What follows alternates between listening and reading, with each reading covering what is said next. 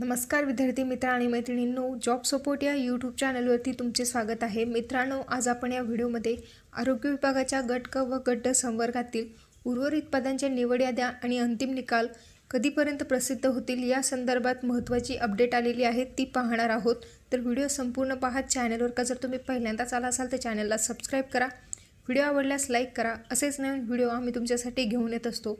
तुमचे जर का काही प्रश्न असतील तर व्हिडिओला कमेंट करा आणि अशाच नवनवीन अपडेटसाठी आमच्या टेलिग्राम चॅनलवरती देखील जॉईन व्हा। चला तर व्हिडिओला सुरुवात करूया। तर बघा मित्रांनो, या ठिकाणी आजच्या तारखेची न्यूज प्रसिद्ध झालेली आहे। काय अपडेट आहे ती पाहूयात। आरोग्य विभागातील रिक्त पदे भरण्याची प्रक्रिया युद्ध पातळीवर सुरू।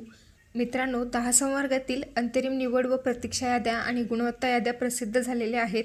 या 10 संवर्गातील नियुक्त्या 8 फेब्रुवारीपर्यंत करण्यात येणार असल्याची माहिती या न्यूजच्या माध्यमातून देण्यात आली आहे। तसेच उर्वरित संवर्गातील अंतरिम निवड यादी व प्रतीक्षा यादी 8 दिवसात लावण्यात येणार आहे। नियुक्त्या देखील लवकरच देण्यात येणार असल्याची देखील माहिती या ठिकाणी देण्यात आली आहे।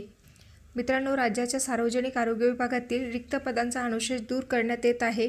भरती प्रक्रियेअंतर्गत 10 संवर्गातील पदांसाठी अंतरिम निवड व प्रतीक्षा याद्या आणि गुणवत्ता याद्या 2 फेब्रुवारी 2024 रोजी विभागाच्या संकेतस्थळावर प्रसिद्ध करण्यात आल्या आहेत। राज्य सरकारच्या वतीने गतवर्षी 28 ऑगस्ट 2023 रोजी मेगा भरतीसाठी जाहिरात प्रसिद्ध केली होती।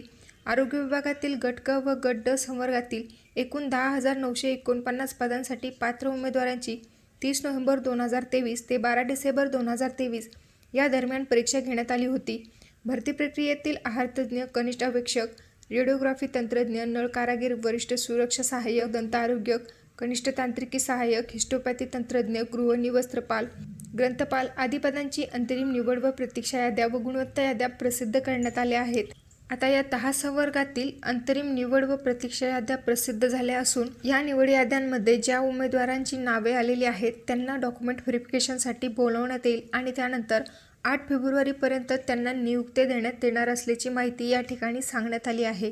तसेच उर्वरित संवर्गातील अंतरिम निवड यादी व प्रतीक्षा यादी 8 दिवसात लावण्यात येणार आहे। नियुक्त्या देखील लवकरच करण्यात येणार आहेत।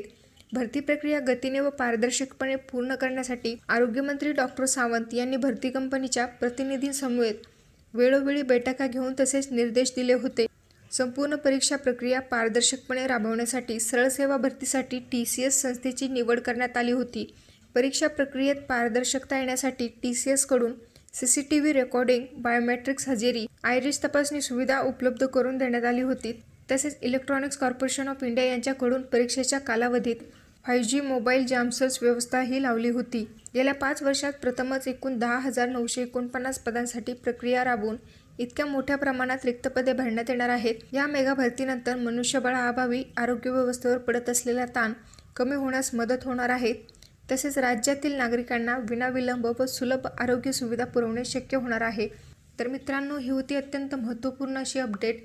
हा व्हिडिओ जर तुम्हाला आवडला असेल तर लाईक करा, शेअर करा। भेटूया परत अशाच एका नवीन व्हिडिओसोबत। जय हिंद, जय महाराष्ट्र।